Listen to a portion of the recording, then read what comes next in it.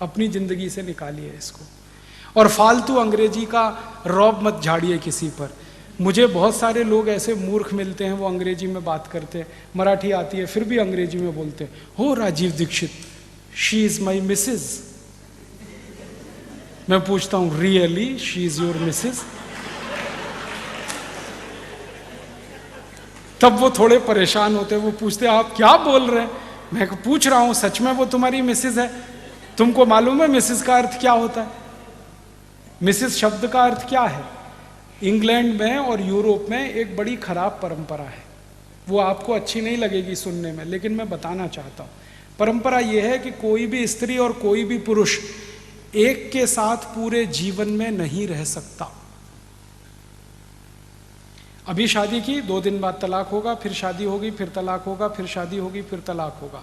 एक स्त्री एक पुरुष जिंदगी भर एक के साथ रह नहीं सकते, बार बार एक दूसरे को बदलते हैं। जैसे हम कपड़े बदलते हैं, शर्ट बदलते हैं, वो एक दूसरे पार्टनर को बदलते हैं। और एक्स्ट्रा मैरिटल अफेयर्स उनके यहाँ कॉमन है। कोई पति पत्नी है, अकेले एक दूसरे से संतुष्ट नहीं होंगे, उनके रिश्ते दूसरों के साथ भी होंगे।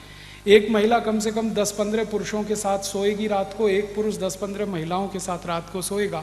ये हजारों साल पुरानी उनकी परंपरा। अब इसमें होता क्या है, पत्नी तो एक ही है और पति तो एक ही है, तो पत्नी और पति तो एक एक है, लेकिन बाकी जिनके साथ आप बिस्तर में सो रहे हैं वो सब मिस्टर एंड मिसेस होते हैं। मिसेस का माने होता है धर्म पत्नी को छोड़कर कोई भी स्त्री जिसके साथ आप रात को बिस्तर में सो सकें, वो सब मिसेस होती है। और यहाँ अच्छी खासी धर्म पत्नी को हम मिसेस बनाने में लगे हुए हैं। ओह शी इज माई मिसेस। तब मैं पूछता हूं really she is your Mrs? और मिस्टर इसका उल्टा है, पति को छोड़कर कोई भी पुरुष जिसके साथ बिस्तर में सोए वो मिस्टर है। तो यहां का पति मिस्टर नहीं है और यहां की पत्नी मिसेस नहीं है। और हमारे पास कितना सुंदर शब्द है पत्नी के लिए, श्रीमती। श्री माने लक्ष्मी, मति माने बुद्धि। सरस्वती और लक्ष्मी दोनों एक साथ, वो श्रीमती, वो मिसेस नहीं। आप मत बोलिए ये शब्द का, मिस्टर भी मत बोलिए। और सबसे खराब शब्द अंग्रेजी का है मैडम। हम अक्सर बोलते रहते हैं मैडम मैडम मैडम। मैडम जानते हैं कौन होती है? यूरोप में जो वैश्याघर होते हैं, उन वैश्याघरों को संचालित करने वाली जो मुख्य वैश्या होती है उसको मैडम कहते हैं। और यहां हम अपनी बहन को मैडम कह देते हैं, अपनी पत्नी को मैडम कह देते हैं, किसी को भी मैडम कह देते हैं। और यहां की स्त्रियां मैडम कहलवाती हैं, मैडम बोल। इतना दिमाग खराब है। मेरी आपको हाथ जोड़कर विनती है कि जिन अंग्रेजी शब्दों के अर्थ आप नहीं जानते, कृपया करके उनको मत इस्तेमाल करिए, नहीं तो बहुत मुश्किल आती है। क्यों फालतू में?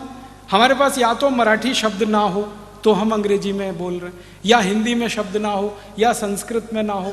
दुनिया के सबसे ज्यादा शब्द तो संस्कृत में। जो भाषा में धातु रूप और शब्द रूप दोनों अलग अलग होते हैं, उस भाषा में करोड़ों शब्द बन सकते हैं। और अंग्रेजी में धातु रूप और शब्द रूप अलग अलग नहीं है, इसलिए शब्दों की संख्या सबसे कम अंग्रेजी में ही है। अंग्रेजी से अच्छी तो फ्रेंच है। फ्रेंच में धातु रूप अलग है, शब्द रूप अलग है। जैसे संस्कृत में है वैसे ही फ्रेंच में। और एक बार एक फ्रेंच विद्वान से मैंने पूछा, आपने ये फ्रेंच बनाई कहाँ से? शब्द रूप अलग, धातु रूप अलग। उन्होंने कहा संस्कृत की नकल करके। तो फ्रेंच संस्कृत से निकली, जर्मन संस्कृत में से निकली, तो हम संस्कृति क्यों ना सीखें फिर, जो सारी भाषाओं की माँ है?